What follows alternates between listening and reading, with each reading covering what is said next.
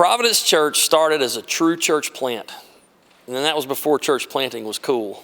Now, our story's not really long since we're still a relatively young church, but we think it's a story that we should pass along in order that all who are a part, whoever will be a part, will understand where our name comes from and why we do what we do. It all started in the early 90s. God used a guy named Lance Robinson to start Providence Church.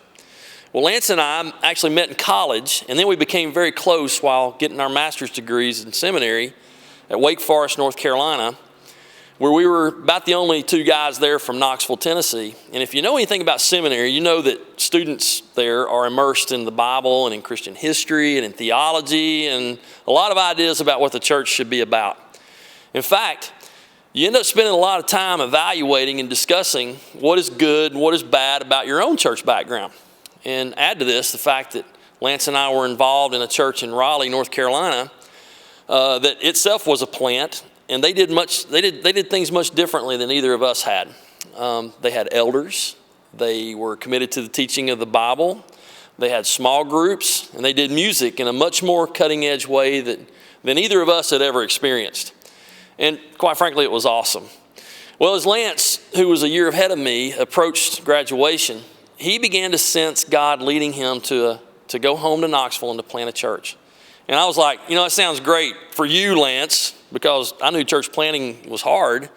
And I was planning on doing something much easier, and that was to pastor a traditional church and turn it around. Oh, man, as if that was easier. Well, after getting his master's degree, Lance moved his family to Knoxville, and he began preparing the way to plant a church. He first sought help from pastors and churches that he knew would rejoice with him in this cause. But he found out many were indifferent, confused, or even opposed. Questions like, why do we need a new church here, were asked, and many had a hard time of getting the idea of a church that did small groups, shared leadership, and didn't have a building to meet in. And after many meetings, Lance found that only two pastors offered to help. One was his father, and the other one was a pastor in Oak Ridge. Well, the pastor in Oak Ridge led a large church and offered to create a position on staff for Lance until he was able to gather a core group and raise some funding to plant the church. But the timetable was moved up considerably when the other leaders and the pastor of the church had a disagreement. And Lance was told, I'm about to leave the church. I'm sorry, I know you're not ready, but you're going to have to go ahead and plant the church. And at that time, Lance had gathered a small group of only about 6 to 8 people. But after praying about it, they decided to go ahead and make a run at it. And after canvassing the community, doing a lot of work, hearing from hundreds of unchurched people, and securing a place to meet, which was actually the break room of a business off Dutchtown Road, they all chipped in and they produced a mailer inviting a few thousand people to a, quote, new kind of church that would be starting in West Knoxville. And on Easter Sunday, 1993, 54 people showed up for this new church. And a 27-year-old Lance, dressed in a shirt and tie, stood to welcome everybody. And you know what? There were problems. It was pretty much a disaster. Lance nervously preached, though. We have it all on video somewhere. But then after that, people stuck. Lance joked that it was over the next few months that they successfully grew the church from about 54 to about 20. But Providence Church was born. The first 3 years were really rough. Lance's wife had health problems. Leaders would come and go. They moved to several different places to meet, like 2 different places at CAK, a different room at the business where they had started. And finally, they landed at Cedar Bluff Middle School. Lance and I used to visit and talk over the phone regularly while he was trying to get the church off the ground. And I want to tell you, it was really tough times. One time over the holidays, Darla and I were actually in Knoxville visiting family, and we decided to attend without telling Lance that we were coming. And that particular Sunday, about 15 people were there. Lance's wife kept the nursery by herself, and Lance stood up and preached like there were hundreds there. And I remember thinking, wow, man, this is really, really hard. In fact, Lance at one point almost gave up. A key leader told him that he was going to be moving out of town, and Lance, struggling and almost exhausted, had decided he was done. In fact, he planned on announcing the closing of the church that coming Sunday. Wrote a resignation letter to read after preaching. His wife didn't even know he was going to resign. He saved her from that. Problem was, that week his sermon was about perseverance. Lance said the whole time he was preaching, the Holy Spirit was kicking his tail. He knew that God was saying to him in his heart, don't give up. So at the end of the message, he took out his letter and he told them that he was planning to read it that Sunday, but that God wouldn't let him read it and that God has a special plan for this church, or he wouldn't have asked him not to quit. I'm so glad Lance didn't quit.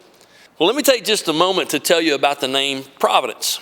We sometimes say things like, well, it was meant to be.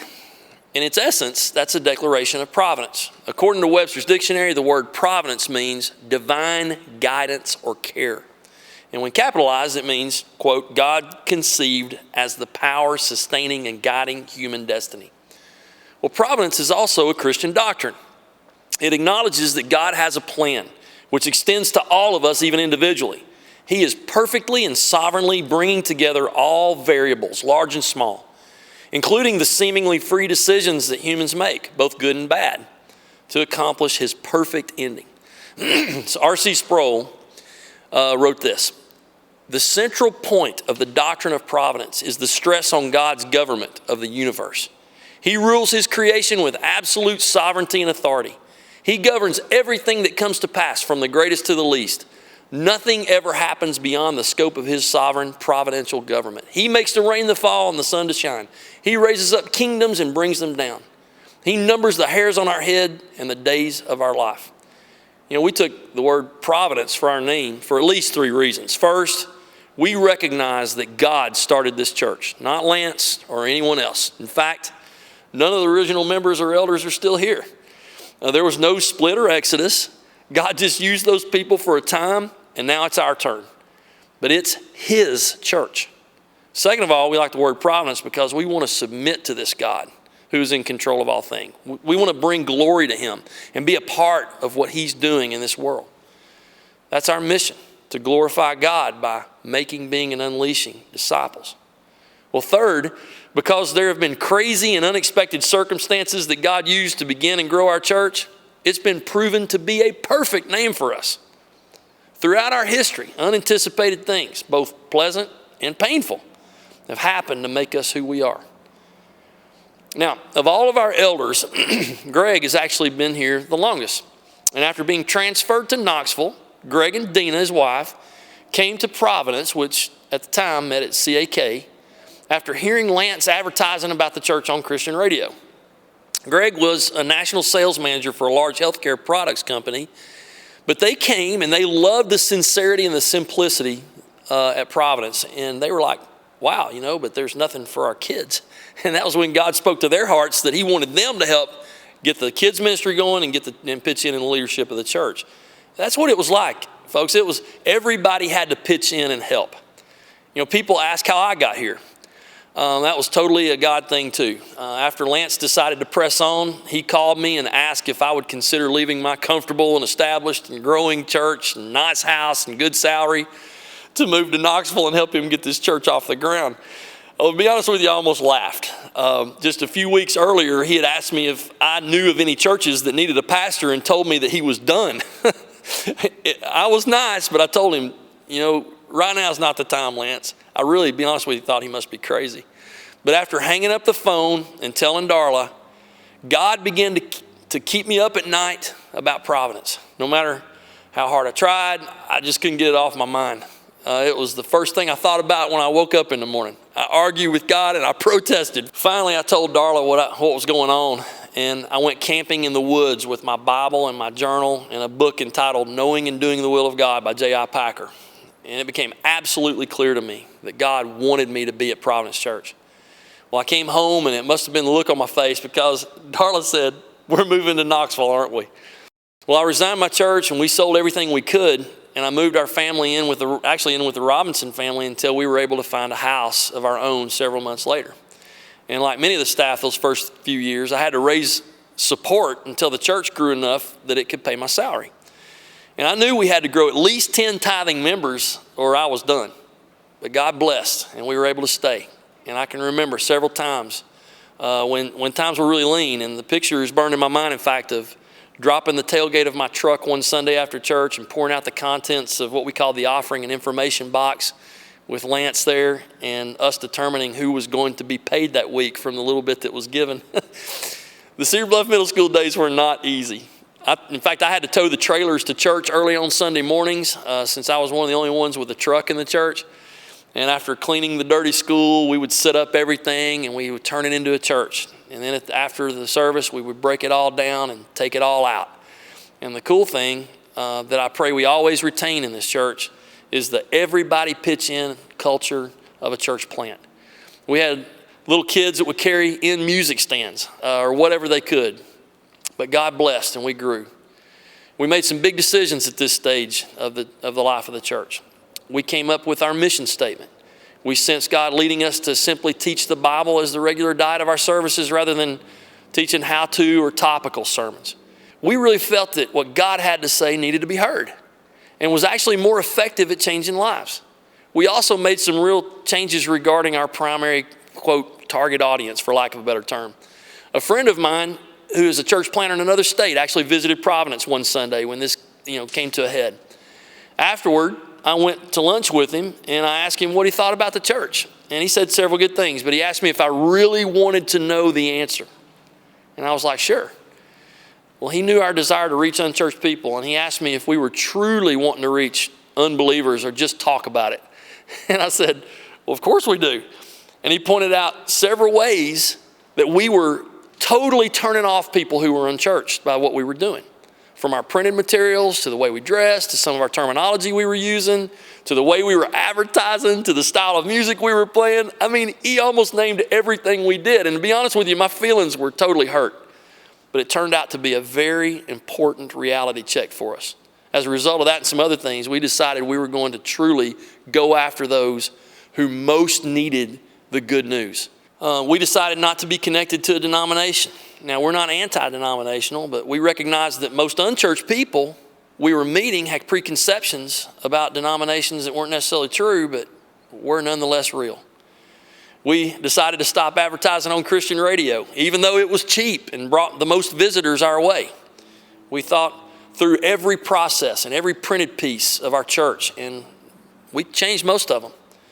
Well, we continued to grow with God's help, and Cedar Bluff Middle School became increasingly impractical.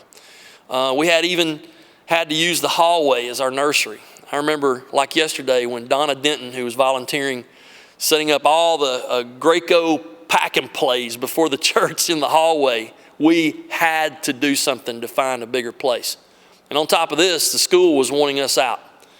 We did the typical map the membership thing on a big map of Knox County on the wall. We drew a circle and put the pin in the center, and the pin landed about where Level Road crosses Pellissippi.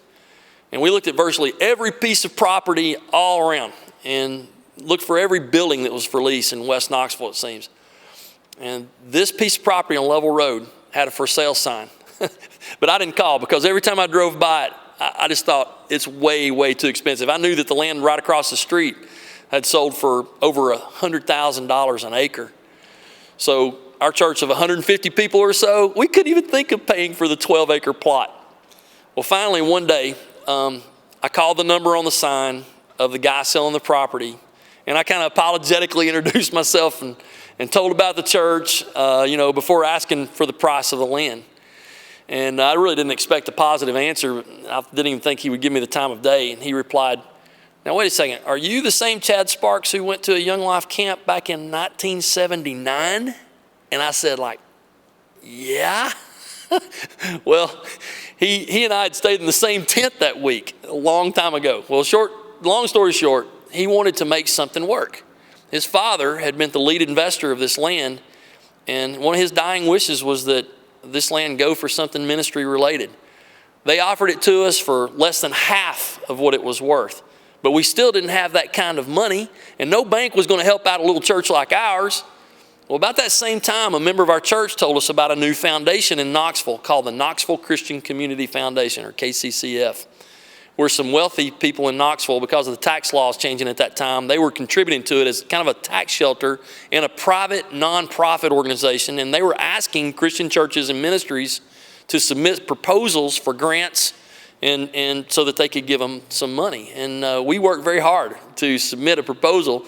We told them all about our church, our mission, and the need that we had for a building. And the long story short, the KCCF offered to buy the land and pay for the building and lease it to us for $1 a year until, quote, the church was able to take on ownership. Now, we were blown away. Now, if we had to do it over again, We'd get some things in writing because we didn't, things that caused us much trouble later when KCCF was dissolved, and then we were pressured to find a loan and pay for it. But we would have never been able to find a facility like this. No way.